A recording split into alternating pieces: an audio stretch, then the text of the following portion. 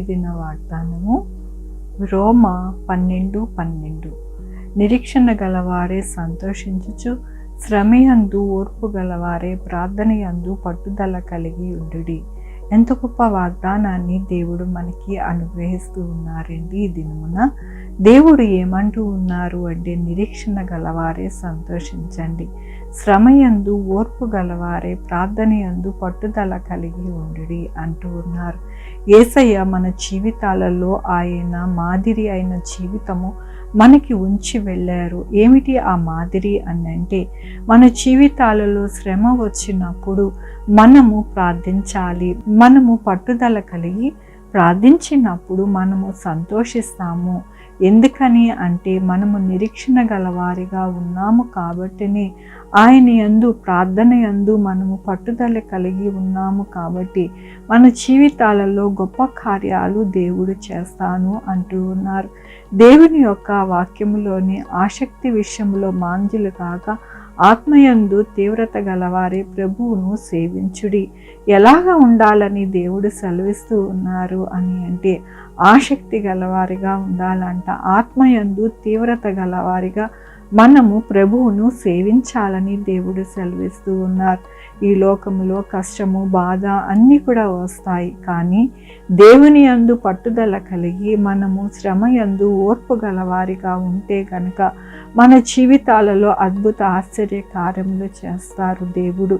ఏసేపు తన జీవితంలో శ్రమ వచ్చినప్పటికీ కూడా ఓర్పు గలవాడే ప్రార్థన యందు పట్టుదల కలిగి తన జీవితంలో ఉన్నతమైన స్థానములో నిలవబడుట మనము వాక్యములో చూస్తూ ఉన్నాము. అలాగే మన యొక్క జీవితాలలో కూడా ఉండాలి అని దేవుడు కోరుకుంటూ ఉన్నారు. మనము ఎప్పుడైతే నిరీక్షణ గలవారిగా ఉండి పట్టుదల కలిగి ప్రార్థన యందు ఉంటామో, మన యొక్క జీవితాలు, మన బిడ్డల జీవితాలు జయ జీవితముగా ఉంటుందని దేవుడు సెలవిస్తూ ఉన్నారు. మనము ఎల్లప్పుడూ కూడా దేవుని యందు ఆసక్తి కలిగి మన జీవితాలలో సంతోషమును, సమాధానము నింపుకోవాలని ఈ దినమున దేవుడు అనుగ్రహిస్తున్న వాక్యమును, వాగ్దానమును బట్టి దేవునికి వందనాలు చెల్లిస్తూ ఉన్నాను.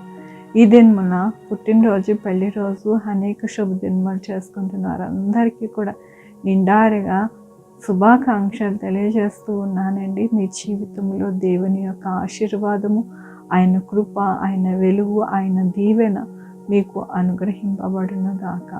ప్రార్థించుకుందామండి. యెహోవా దేవా, నా తండ్రి, నా ప్రభా, మీ కృపా కనికరస్తాన్ని బట్టి నీకు వందనాలు, స్తుతులు, స్తోత్రం చెల్లించుకుంటున్నా. అవును నాయన, ఎల్లప్పుడూ కూడా మీ యొక్క కృపని అనుగ్రహించి మా యొక్క జీవితాలలో నా ప్రభా మీరే నాయన ప్రతిదీ అనుగ్రహించి మా జీవితాలలో మీ యొక్క కృపను అనుగ్రహిస్తున్నందుకు మీకు వందనాలు చెల్లిస్తూ ఉన్నాను. ఈ దినమున పుట్టినరోజు, పెళ్లి రోజు, అనేక శుభదినములు చేసుకుంటున్న వారందరినీ దీవించండి, ఆశీర్వదించండి, మీ కృపలో భద్రపరచండి. నా ప్రభు మా కొరకు ప్రార్థించమన్న వారిని నా ప్రభు వారి జీవితాలలో, వారి బిడ్డల భవిష్యత్తులో, వారి ఆరోగ్యంలో, వారి చే పనుల్లో, వారి ఉద్యోగంలో ఇంకా ఏది కావాలనుకుంటున్నారో అవన్నీ కూడా మీరు అనుగ్రహించండి.